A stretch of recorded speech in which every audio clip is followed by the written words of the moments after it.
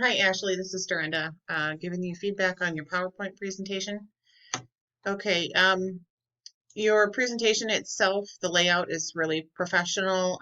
My only suggestion would be maybe to change the font so that it stands out on these slides a little better in the green area, or, change the slide so that it's not in the green area, but there are two columns underneath the green area, so that you can see everything that's there. I see a very faint, the E&M code assignment process on those slides. So I don't know if you want to change that title to be in the green and the verbiage that's in the green over underneath the green. Okay, so it could use a voiceover. And I thought that was part of the assignment. I've done so many of these, I don't recall. I have to look.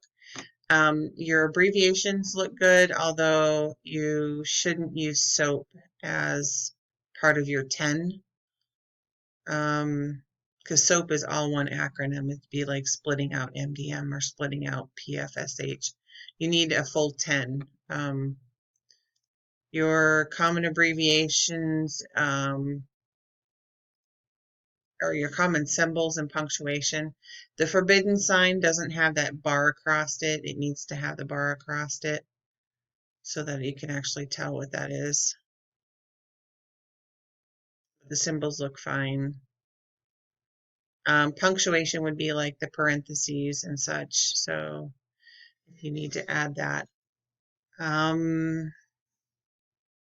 The A&M code assignment, you discuss the 7 components: history, exam, medical decision making, counseling, coordination of care, nature of presenting problem, and time.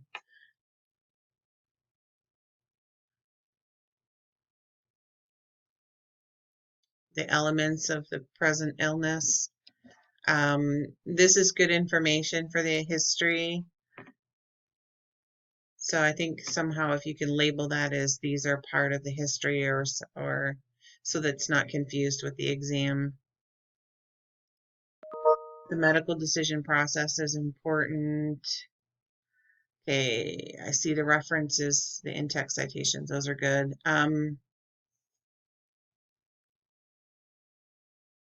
It talks about medical decision making. Now, somehow it skipped over the examination completely. How to use your E&M coding tool, that's great, but you need an actual E&M tool. So I don't see an example of an E&M coding tool. That's something that you're going to have to create, but if you wanted to add a slide with your version of an E&M coding tool, that would be great. And then make sure you're adding a slide for time, discussion about time in here, because time is a big contributing factor to the office outpatient codes. It's either determined by medical decision making or time for the office outpatient E&M codes, which is a complete change from what it used to be.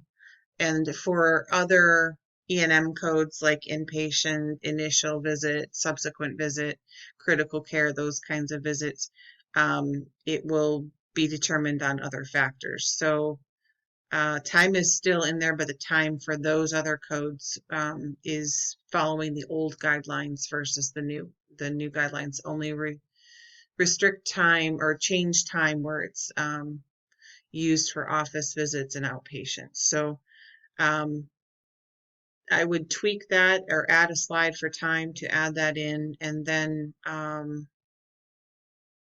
yeah, it looks like the rest of this is pretty good. Make sure you have your references, and any artwork that you've copied or pasted from anywhere needs to have a reference as well, so that because it's not something you created on your own, it is something that you took from another source, so that needs definite, so it's not plagiarized. If you have any questions, please send me an email. Otherwise, have a great weekend.